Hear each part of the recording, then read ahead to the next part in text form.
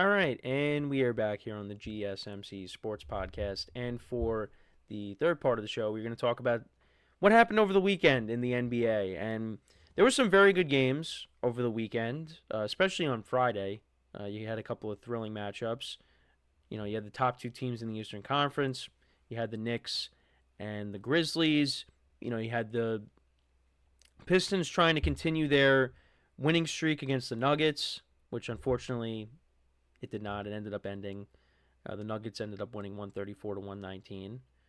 And did the Pistons play? Oh yeah, they ended up playing the Nets on Saturday, so they ended up getting a win. But that was going to be a tough game for them to win. But hey, got to give them credit to where credit is due with what they've been able to do over the last couple weeks with their winning streak. But came to an end. But I did want to talk about the Cavaliers Celtics game. So the Cavaliers, to start off the game, they were down 25-3 in the first quarter. And all over social media, you all probably saw this, Jason Tatum and Jaylen Brown, waving them off, saying something that I can't say, but you guys know what I mean. They were telling them to get out of here. And then after that 25-3 start, the Cavaliers ended up outscoring the Celtics the rest of the way, 120-91. They came back and won the game 123-116. And they end up splitting the season series at 2 games apiece. And they just won last night. They won a very high scoring game. That game went into overtime against the Trailblazers. They won 133-129. So now they're at 50 wins. But this was a big win for them. Because you thought when they're down 25-3 and Tatum and Jaylen Brown are waving them off, like, yeah, this game's over in the first quarter. But they said not so fast. And they chipped away at that lead. And despite Jason Tatum, who just seems to have a big game every night, and also Jaylen Brown had a really good game too. He had 37 points. Jason Tatum finished with 46 points, 16 rebounds, 9 assists. He went 19-37 from the field. Despite that, Cavs came back and won the game. And looking at the stats between both teams, they shot around the same. Shot the same amount of three-pointers. Celtics went 17-39 from 3. Cavs went 17-40. Cavs are better in the free throw department. They out-rebound the Celtics. Celtics had more turnovers in the game. And also looking at the benches too. Cavs got more contributions from their bench on Saturday or on Friday. Celtics only got 6 bench points from Pritchard. Now, the Celtics were missing Drew Holiday. They were also missing Kristaps Porzingis. They were not available. But I'm sorry, you're up 25-3 at home. You can't. How do you blow that? Now, the NBA is also a sport of runs. Where you have teams like the Celtics, they'll go on a run, and then all of a sudden the Cavs will put something together, which they did. And then all of a sudden the game ends up being closer than it initially was looking like. But I don't know, just the way that game was going, you thought, yeah, Celtics are just going to run away with this thing. But give the Cavs a lot of credit for hanging in there. Donovan Mitchell finished with 41 points on the night. Evan Mobley, 17 points. Jared Allen had 10. Darius Garland had 20. That was a big win for them. And, I talked about them a little bit, since I've been doing this show. There are people that still are not fully on board with the Cavs and not really buying into them yet. But they're in first place for a reason. And Kenny Atkinson is a good coach. He's showing you that with this team. Because this team before him, they're just, a middle of the Eastern Conference. They're a 4th or 5th place team. and then maybe they'll advance to the second round and get knocked out. But this team is now at 50 wins. They could definitely get 70 wins. Maybe they'll get at least. I think they'll at least get to 60, right? But 60 plus wins. But 70 is. There's definitely a possibility that they could get to 70 wins. They might fall. They're probably gonna fall short, but 60 definitely they can get to. And the other thing too is this is like their third double-digit winning streak of the season. They started off 15-0. Then they had another winning streak that went to 12 games. And now they're on a 10-game winning streak. Actually, no. I think after last night, now it's 11. No, it's 10. It is 10. I'm wrong. They're 33-7 against the Eastern Conference this year. They're 28-4 at home. They're 22-6 on the road, and they're 9-1 against. Not that it really matters. They're 9-1 against their own division, but it's really impressive. And the Celtics, they're only 19-11 at home. You would think they'd be better,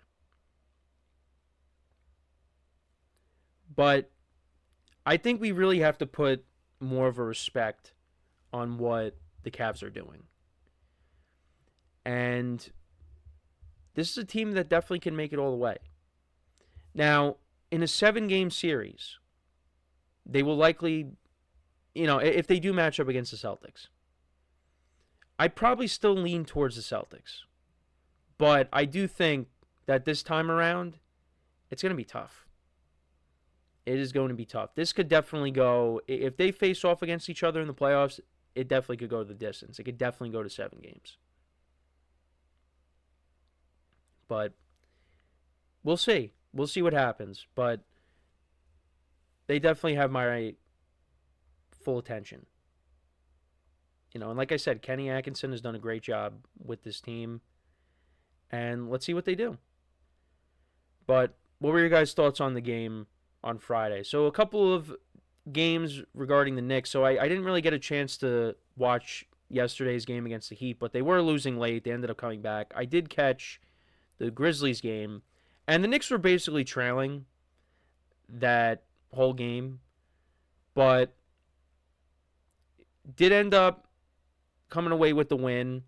You had a clutch 3, a game-winning 3 by OG Anunoby. The Grizzlies were all over Brunson on that last possession, and Brunson was able to kick it out to Anunoby, and he knocks down that 3, and the Knicks won 114-113. And on top of that, you got Mitchell Robinson back, which was huge. Didn't, do that much in the stat sheet, but, he was he finished, in terms of the plus-minus, he finished at a plus 11. 6 rebounds, 4 assists, 6 points, 4 rebounds, 1 assist. Was coming off the bench. All 5 starters against the Grizzlies. All in the double digits. You had 23 from Brunson, 12 from Hart, 15 from Bridges. Anunoby finished with 19 points. Karl Anthony Towns only 11. And that was against a very good team in the Grizzlies. And the Grizzlies have kind of skidded a little bit in the Western Conference standings. And we'll get into that in a second. But, we talk about the Knicks and, against some of these good teams, they just don't seem to deliver. But this was a huge win for them. And then they almost lost yesterday, but they were able to come back, win that game in overtime, 116-112, and now they're 40-20 on the season. And they're 2.5 games behind the Celtics for the 2 seed. Not saying they're going to catch up to them, but they still have a chance. But now you see this team at full strength. And, maybe Mitchell Robinson just being back makes a difference for this team. And just looking at the stats from the game against the Heat yesterday, Anunoby finished with 23 points. Karl Anthony Towns had 19. Hart had 14. Brunson had 31. Deuce McBride, actually, against the Grizzlies, he came up big. Played 28 minutes. He had 17 points. Yesterday, he had 12. So, Look at the Knicks, 40 wins. I know we have our concerns with them, but hey, they are going to be one of the top teams in the Eastern Conference. Well, they are one of the top teams in the Eastern Conference. And, let's see now with Mitchell Robinson being back, how does that change? Does that change things for them? And so far, so good. Brought up the Lakers. They continue to win with Luka. They won again yesterday. They beat the Clippers 108 to 102. And they also beat the Clippers on Friday as well. Luka actually finished. He finished with 29 points. LeBron James only had 17, and LeBron James is 1 point shy. He's 1 point shy of 50,000 career points between the regular season and the playoffs. Again, just another thing to add to his resume. But the Lakers are playing really good basketball right now. And don't look now, but we talked about, the Grizzlies sliding in the Western Conference standings. But take a look now. So the Lakers now have jumped up from the 4th seed to now the 2 seed. They are ahead of Denver right now.